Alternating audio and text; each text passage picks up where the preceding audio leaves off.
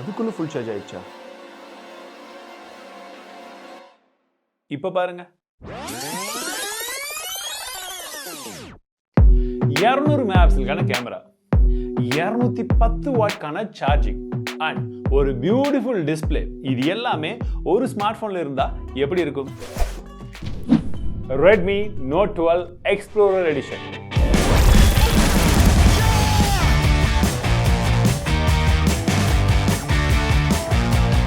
ரொம்ப கஷ்டப்பட்டு இந்த மொபைல் இம்போர்ட்டும் வந்து பண்ணியாச்சு. பட் இந்த ஸ்மார்ட் போன் சீக்கிரமா இந்தியாவிலும் லான்ச் ஆகும் போது இதுல ஒரு சில கான்ஸும் இருக்கு. இது சோ வீடியோவை கடைசி வரைக்கும் பாருங்க. ஃபோன் நல்ல பலபலன் தான் இருக்கு. பட் நம்ம குயிக்கான அன்பாக்சிங்கை பார்த்துடலாம். Redmi Note 12 அப்படின்றத போட்டிருக்காங்க. ஓப்பன் பண்ணி உள்ள பார்க்கும்போது நமக்கு சிம் ரெஜெக்டர் பின் இருக்கு, டிபியூ கேஸ் கொடுத்துருக்காங்க அண்ட் நம்மளுடைய ஸ்மார்ட் போன் இருக்கு. இதையும் பக்கத்தில் வச்சிடலாம், ஏன்னா முக்கியமான ஹீரோவே இதுக்கு அப்புறம் தானே வராரு. 210 வாட்கான ஒரு சார்ஜர். மொபைலோட சார்ஜருடைய வெயிட் அதிகமாக இருக்கும் போல. அதுக்கப்புறமா டைப் சி கேபிளும் கொடுத்துருக்காங்க. ரீசெண்டாக இஷான் கிஷன் மட்டும் டபுள் செஞ்சுரி அடிக்கலைங்க, ஷாமியும் அடிக்க ட்ரை பண்ணியிருக்காங்க. ஏன்னா சார்ஜர் வந்து 210 வாட்டுக்கான சார்ஜர், கேமரா 200 மெகாபிக்சலுக்கான கேமரா. ஆனால் இது பார்த்தீங்கன்னா வெயிட் 207 கிராம் இருக்கு அண்ட் சார்ஜரை பொறுத்த வரைக்கும் 220 கிராம் இருக்கு. ஸோ எல்லாமே டபுள் செஞ்சுரி தான். பில் குவாலிட்டியை பொறுத்த வரைக்கும் பார்த்தீங்கன்னா பின்பக்கமாக அவங்க கிளாஸ் தான் யூஸ் பண்ணியிருக்காங்க. ப்ரீமியமாக இருக்குது. ஆனால் பலன்னு இருக்குங்க. வடிவேல் சொல்லுவார்ல, துபாயில் ரோடெல்லாம் பலன்னு இருக்கணும், அந்த மாதிரி தான். கையெல்லாம் வச்சிங்கன்னு வச்சுக்கோங்க, அப்படியே இருக்குங்க. அதாவது நம்மளுடைய தடம் பதித்து இந்த ஃபோனை வந்து இன்னொருத்தருக்கு கொடுத்து விடலாம். அந்த மாதிரி நம்மளுடைய ரேகையெல்லாம் அழகாக வந்து பதியுது. செம்ம ஃபிங்கர் பிரிண்ட் மேக்னெட். அண்ட் டிசைனை பொறுத்த வரைக்கும் சொல்கிறதுக்கு பெருசாக ஒன்றுமே கிடையாது. ஃப்ளாட்டான ஒரே கலர், பிளாக் கலர், அவ்வளோ. பின்பக்கம் மட்டும் தான் கிளாஸ், சைடில் ஃப்ரேமெல்லாம் வந்து பார்த்தீங்கன்னா பிளாஸ்டிக் தான் வந்து கொடுத்துருக்காங்க. அண்ட் இவ்வளோ வெயிட்டாக இருக்கிறத பார்த்தா பேட்டரியும் கொஞ்சம் வெயிட்டாக இருக்கும்னு நினைக்கிறேன். ரெட்மியில் எப்பவுமே ஒரு நல்ல டிஸ்பிளே வந்து கொடுப்பாங்க. ஸோ இதுலேயுமே நல்ல டிஸ்பிளே வந்து இருக்கு. என்ன கர்வ் டிஸ்பிளே அதெல்லாம் வந்து கிடையாது, ஃப்ளாட்டான டிஸ்பிளே தான்.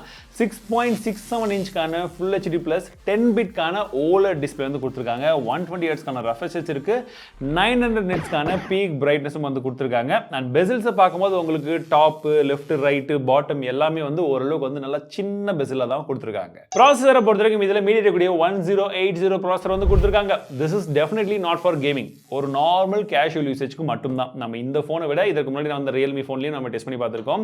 அவ்வளோதாங்க அதுக்கு வேல்யூ. இது வந்து பார்த்தீங்கன்னா அந்த ஸ்னாப் டிராகன் 778G இருக்குல்ல, 8G ப்ளஸ், அதற்கு கீழே வரும், அவ்வளோதான். அதுவும் அன்டு பெஞ்ச் மார்க் ஸ்கோரை பாருங்க. நம்ம அந்த ஃபோனை டெஸ்ட் பண்ணதை விட இதில் இன்னுமே வந்து கம்மியாக தான் வந்திருக்கு. அண்ட் இது வந்து பார்த்தீங்கன்னா ஒரு சைனீஸ் வேரியன்ட், நம்ம வந்து இம்போர்ட் தான் வந்து பண்ணியிருக்கோம். அதனால் இதில் பிளே ஸ்டோர் மற்ற விஷயங்கள்லாம் வந்து கிடையாது. எல்லாமே நம்ம சைட் லோட் பண்ணி தான் வந்து டெஸ்ட் பண்ணி பார்த்தோம். ஸோ யூஸ் பண்ண வரைக்கும் ரேம் மேனேஜ்மெண்ட் எல்லாம் ஓரளவுக்கு ஓகேவா இருந்துச்சு. பட் முக்கியமான விஷயம் என்ன தெரியுமா? இதுதான் உலகத்திலே ரொம்ப வேகமான ஃபாஸ்ட் சார்ஜிங் டெக்னாலஜி இருக்கக்கூடிய ஒரு ஸ்மார்ட் ஃபோன் அப்படின்னு சொல்றாங்க. 210 வாட்கான சார்ஜிங் இருக்குங்க. அண்ட் இந்த ஸ்மார்ட் ஃபோனில் 4300 mAh பேட்டரி மட்டும் தான் கொடுத்துருக்காங்க. எஸ். ஸோ இது வந்து பார்த்தீங்கன்னா வெறும் 9 நிமிஷத்தில் ஃபுல் சார்ஜ் பண்ணணும்னு சொன்னாங்க. பட் நாங்கள் டெஸ்ட் பண்ணும்போது அப்ராக்சிமேட்லி 15 மினிட்ஸ் ஆச்சுங்க. இது டிபெண்ட்ஸ், நீங்கள் வைஃபை ஆன் பண்ணியிருக்கீங்க, உங்களுடைய ப்ளூடூத் ஆனில் இருக்குது, இந்த மாதிரி வந்து ஒவ்வொரு விஷயங்களும் நம்ம பின்னாடி ஆனில் வச்சு மற்ற விஷயங்கள்லாம் ஆக்டிவில் இருக்கும் பட்சத்தில் சார்ஜிங் டைம் இன்னும் கொஞ்சம் அதிகமாக தான் ஆகும். அவங்க கிளைம் பண்ண சார்ஜிங் ஸ்பீட் வரவே வராது ப்ராக்டிக்கல் சினாரியோஸில். அதே போல் வெறும் சார்ஜிங் ஸ்பீடை மட்டும் நம்பி எப்போவுமே ஒரு ஸ்மார்ட் ஃபோனை வாங்காதீங்க. இது இல்லை எந்த பிராண்ட் லான்ச் பண்ணாலும், பிகாஸ் நமக்கு சார்ஜிங் ஸ்பீடை விட பேட்டரியுடைய டெக்னாலஜி இம்ப்ரூவ் ஆகுறது தான் ரொம்பவே முக்கியம். இதுல MIUI 13 தான் கொடுத்திருக்காங்க. இது வந்து பாத்தீங்கன்னா Android 12ல தான் ரன் ஆகுது. சோ Android 13 இல்ல. Big disappointment. ஏன்னா ரியல்மி லான்ச் பண்ணதில் Android 13 இருந்துச்சு. அவங்க வந்து பார்த்தீங்கன்னா ரியல்மியை வந்து கொடுத்துருந்தாங்க. எல்லாமே ஓரளவுக்கு புதுசாக இருந்தது. 2023 வரப்போது இப்போவுமே Android 12ல ஃபோனை லான்ச் பண்ணுறது இட்ஸ் அ கிரைம். மிகப்பெரிய கேமரா ஒன்று இருக்குது. பட் அதை தவிர மற்ற கேமராவை பற்றி பேசிடலாம். பின்னாடி பார்த்தீங்கன்னா 8 மெகாபிக்சலுக்கான அல்ட்ரா வைட் கேமரா கொடுத்துருக்காங்க, மேக்ரோ கேமரா இருக்குது அண்ட் முன்பக்கமாக 16 மெகாபிக்சலுக்கான கேமரா இருக்குது. எல்லாத்துக்கும் மேலே 200 மெகாபிக்சலுக்கான கேமரா கொடுத்துருக்காங்க. வெறும் 200 மெகாபிக்சல் மட்டும் இருந்தால் போதுமா? நல்ல ஃபோட்டோ கிடைக்குமா? சாம்பிள்ஸை பாருங்கள். நீங்கள் நார்மலாக அவுட்டோரில் செடி கொடிகள் இந்த மாதிரி வந்து நேச்சுரல் ஐட்டம்ஸ், ஒரு சில ஃப்ளவர்ஸ், இந்த மாதிரி கொஞ்சம் கலர்ஃபுல்லான விஷயங்கள்லாம் எடுத்தீங்கன்னா பார்க்குறதுக்கு இமேஜ் வந்து நல்லா இருக்கிற மாதிரி தெரியுதுங்க. பட் இதுவே நீங்கள் ஜென்ரலாக ஒரு சில பில்டிங்ஸோ இல்லை ஒரு லேண்ட்ஸ்கேப்ஸோ இந்த மாதிரி எடுக்கிறீங்க, இல்லை ஒரு பர்சனை எடுக்கிறீங்கன்ற பட்சத்தில் அந்த இடத்துல ஐ ஆம் லிட்டில் பிட் டிசப்பாயிண்டட். அண்ட் குறிப்பாக சொல்ல போனால் சேச்சுரேஷன் கொஞ்சம் அதிகமாக தான் இருக்குது. ஸோ ரியர் கேமரா அந்த அளவுக்கு எனக்கு பர்சனலி வந்து பிடிக்கல. ஆனால் 200 மெகாபிக்சல் கேமராவில் உங்களுக்கு ஏகப்பட்ட டீட்டெயில்ஸ் இருக்குது. எடுத்துட்டிங்கன்னா அப்படியே ஜூம் பண்ணி பார்த்தீங்கன்னா பக்காவாக இருக்குது.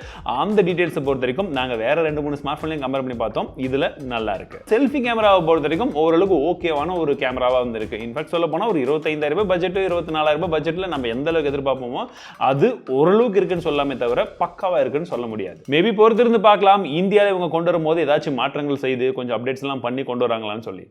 இந்த வீடியோ நம்ம ரியர் ஃபேசிங் கேமரா எடுத்துட்டு இருக்கோம். பட் இது வந்து பார்த்தீங்கன்னா உங்களுக்கு 4K 30 FPS வரைக்கும் தான் மேக்ஸிமம் சப்போர்ட்டே இருக்கு. 60 FPS கூட இல்லை. இதுதான் இடிக்குது. எனக்கு 8Kலாம் வேணாம், 60 கொடுத்துருந்துருக்கலாம். பட் அது இடிக்குது. ஸோ இப்போ சன்லைட் இல்லை, ஆக்சுவலி மழை காலம். நான் இப்போ இந்த சைடு வரேன் பாருங்க. இப்போ ஃபேஸ் எப்படி தெரியுது. இதுவே நான் இந்த சைடு போனேன்னா ஃபேஸ் எப்படி தெரியுது, பேக்ரவுண்ட் எப்படி தெரியுது, கலர்ஸ் நல்லா இருக்கா? கமெண்ட் செக்ஷனில் சொல்லுங்கள். ஃப்ரண்ட் ஃபேசிங் கேமராவை பொறுத்த வரைக்கும் இதில் வெறும் 1080 60 FPS வரைக்கும் தான் எடுக்க முடியும். ஸோ ஆடியோ வீடியோ எப்படி இருக்குன்னு பாருங்கள். இப்போ ஜஸ்ட் நான் வாக் பண்ணுறேன். இதை வச்சு நீங்கள் vlog பண்ணுறதா இருந்தீங்கன்னா உங்களுக்கு கேமரா குவாலிட்டி பார்க்குறதுக்கு இப்படி தான் இருக்குங்க.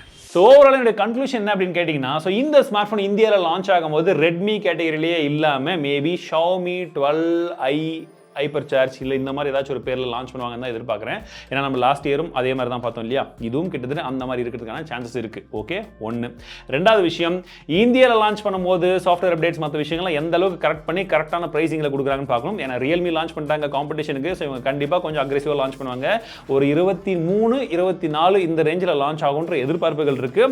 வரட்டும் இந்தியாவில். ஏன்னா வெறும் ஸ்பெக்கை வச்சு மட்டும் நம்ம எப்போவுமே ஒரு மொபைல் நல்லா இருக்குன்னு சொல்லவே கூடாது. இதில் சாஃப்ட்வேர்ன்றது ரொம்பவே முக்கியம். இதில் சைனீஸ் சாஃப்ட்வேர். பட் இந்தியாவில் வரட்டும், அப்போ எப்படி இருக்குன்றதை பார்க்கலாம். பட் உங்க கருத்து என்ன? இந்த ஸ்மார்ட் போன் இந்தியாவில் லான்ச் ஆனா எந்த பிரைசிங்ல லான்ச் ஆனா கரெக்டா இருக்கும்னு சொல்லி நீங்க சொல்றீங்க? மறக்காம கீழே கமெண்ட்ஸ்ல சொல்லுங்க. Because you are the bro tech team. கண்டிப்பா வித்வுட் எனி நான்சென்ஸ் கண்டிப்பா சொல்வீங்கன்னு நினைக்கிறேன். ஸோ மீண்டும் ஒரு இடத்துல சந்திக்கிறேன். வாழ்க்கை